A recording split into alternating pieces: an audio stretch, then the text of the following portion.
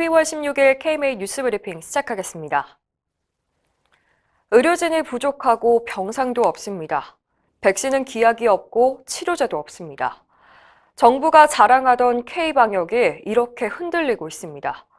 의협에서 모집한 의사 550여 명이 코로나 현장으로 달려가고 있지만 폭발적으로 늘어나는 환자를 감당하기에는 역부족인데요. 코로나19 중증 환자 병상은 어제 기준으로 전국에 43개밖에 남지 않았습니다. 사태가 가장 심각한 수도권에는 5개뿐입니다. 백신 확보도 요원해 보입니다. 아스트라제네카 백신은 아직 임상 3상 결과를 기다리고 있고 해외에서 접종을 시작한 화이자, 모더나 백신은 계약도 체결하지 못했습니다. 확진자는 또다시 역대 최고치를 찍었습니다. 오늘 0시 기준으로 신규 확진자는 1,078명입니다. 상황이 이런데도 거리 두기 단계는 제자리인데요. 의협이 이미 보름 전에 3단계 격상을 권고했지만 정부는 사회적 합의가 필요하다며 고심만 하고 있습니다. 김우주 고대 구로병원 감염내과 교수는 정부가 너무 자만했다며 백신을 확보하고 그 전까지 거리 두기를 통해 버틴다는 기본적인 전략도 없는 것 같다고 꼬집었습니다. 야당은 정부의 신속한 결단을 촉구했습니다. 국민의힘 코로나19 대책특위는 어제 대정부 요구사항을 발표했는데요. 우선 내년 상반기 전 국민 백신 접종 완료를 목표로 모든 수단과 방법을 동원하라고 촉구했습니다.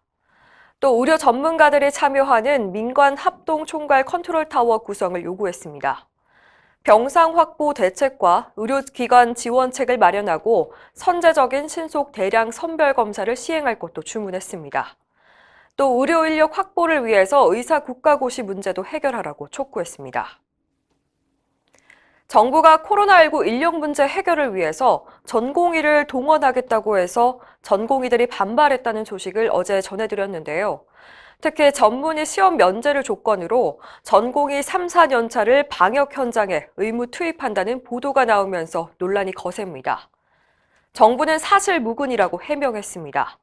전문의 자격시험 면제는 의료계와 논의가 필요한 상황이라고 설명했습니다.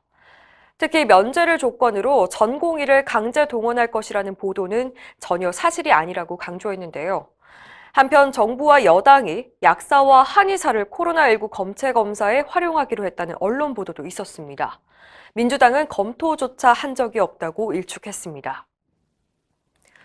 코로나19 3차 대유행이 현실화되면서 의료기관 경영에도 비상이 걸렸습니다. 개원가는 그야말로 쑥대밭이 됐는데요. 서울의 한 개원인은 환자가 줄어서 간신히 유지하는 수준이었는데 지금은 하루 환자가 10명도 안 된다고 호소했습니다. 국립대병원도 상황은 마찬가지입니다. 선별진료소까지 운영해야 해서 이중고를 겪고 있는데요. 올해 8월까지 국립대병원 외래 환자는 작년보다 56만 명, 약 8%가 줄었습니다. 대한개원의협의회는 긴급 재난지원금으로 병의원의 폐원을 막아야 한다며 세금 감면이나 유예 등 즉각적이고 효율적인 지원책도 제공해야 한다고 밝혔습니다. 국민들은 12월 현재를 코로나19 사태 중 가장 위험한 순간으로 여기고 있습니다. 서울대학교 유명순 교수 연구팀이 전국 성인 남녀 1,000명을 대상으로 조사를 해봤는데요. 코로나19가 발생한 이후 우리 사회와 나의 생활이 언제 가장 위태로웠냐는 질문에 12월 현재라는 답변이 26.7%로 가장 많았습니다. 그 다음은 1차 대유행이 있었던 3월이 꼽혔습니다. 나 자신도 감염될 가능성이 높다는 응답은 16.8%인데 5월 이후 가장 높은 비율입니다.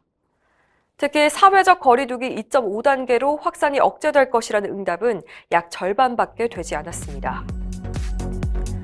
이상으로 뉴스 브리핑을 마칩니다. 자세한 사항은 의협신문을 참고하시길 바랍니다.